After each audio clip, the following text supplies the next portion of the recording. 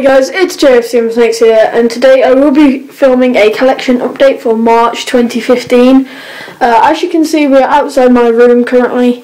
There it is, and we're going to get in there, and there's been quite a few changes. The carpet python isn't here yet, but everything's changed around, and I think you'll really like it. So we'll get straight in. Okay, so immediately, in proportion, the bed is now here, and then we have the Mac and the screen here, and then moving to your right we have the vivarium for car. There he is, Mr. Grumpy. There he is. He's in this 3-foot vivarium here. This is his setup. We'll go through his setup very quickly now. Okay. So we'll get straight into this now. Okay, so now you can see his vivarium. We're just going to take a quick step guide of it. And what I'm going to do just for the purpose of this video is I'm going to take out these glass panels just so you can see a bit easier. So there we go, they're out. And now you can see his vivarium. As you can see, this is him here by my hand. We have this thing that I got from my local aquatic centre. This is really cheap. I always find that things for fish tanks are a lot cheaper than things made for reptiles. This was about £3, and he has a lot of places he can go. Here we have a large swell cave. This is very cheap as well. This was only about £4 or £5. Here we just have a plant that you'll find on swell reptiles. I don't know the exact name of it or this one really, but it's really good, really well made. They are a bit expensive. I do believe this one was about £10, but it is really good. This is the Exoterra medium cave, medium water bowl even. And then here is just a branch that wasn't from Swell, I just got it from a local pet shop. And then in here we have a 50-watt Exoterra bulb with a cage hooked up to the dimming stat, and that is on 86 or around that temperature. So that's kind of his cage. It's a very simple setup with chipping in the bottom. I will be switching to beach chips in a bit, but for now this is a very nice setup and I really like it. So now we'll get onto the rack. Okay guys, next up in the rack is going to be Coco.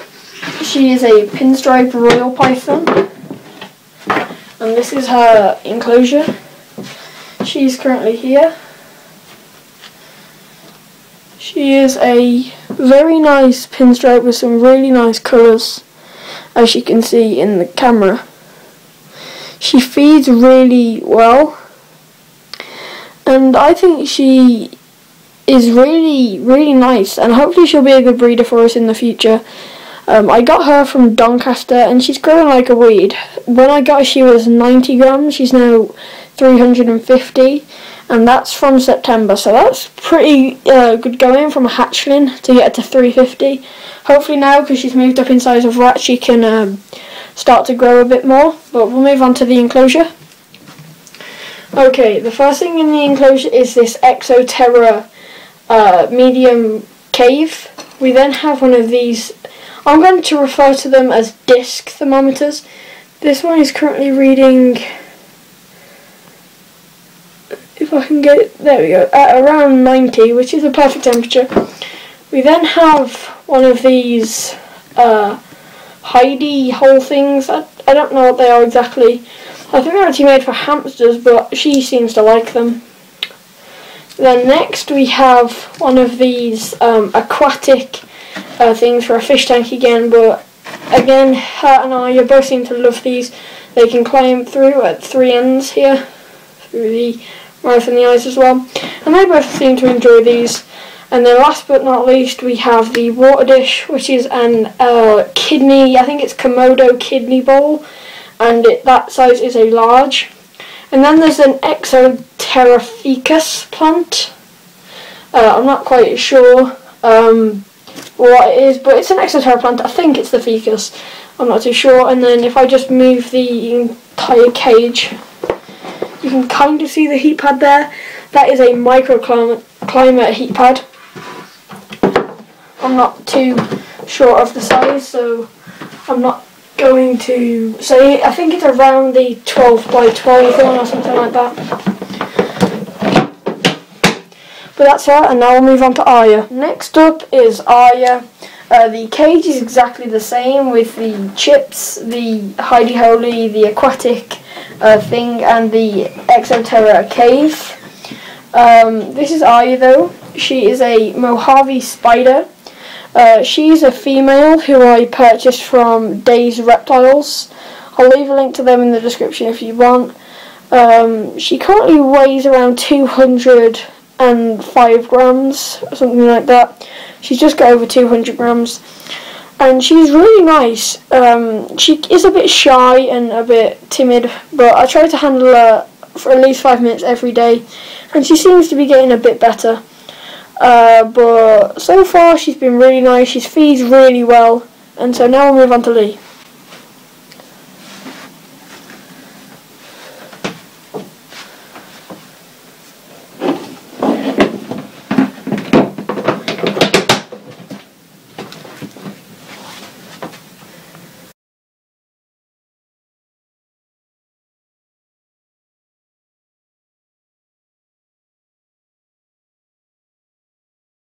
Okay, here I'd just like to show you the carpet python setup. This is a 9 litre rub. I'll bring you in a bit closer here so you can see a bit better. There you go. So this is a 9 litre rub. Here I have another Exoterra plant. This might be the ficus, and I might have got the other one wrong. But if you just look on Swirl under natural decor, again beach chips as the substrate, and then here I have a kidney bowl large, which just slots in the middle. On either side I have one of these cocoa caves from Lucky Reptile. They're really well made, really sturdy and really cheap, so I definitely recommend looking into getting one of those. And then I've just got one of these vines that will provide a bit of climbing space. On the rack where it'll be going is a little heat pad which fits perfectly under the... Okay guys, now for the last part of the video, I just thought I'd show you how I heat the tubs. But obviously you know I use heat pads and a bulb, but I just thought I'd show you where these go. So this wire actually plugs in there. I have these 3 heat pads, that one, and I think that's the bulb. So these 3 are the heat pads, and then that one's the bulb. And then that extension lead goes all the way around there and plugs into this socket, which if you trace the socket back, which goes all the way down there, up here, to there. That is the dimming stat, like this. And then the temperature running, this is currently the temperature for Coco's cage under the hide, is 94.8, which is kind of just on my boundary of high, but I don't think it affects them at all. I think they're quite tolerant of it.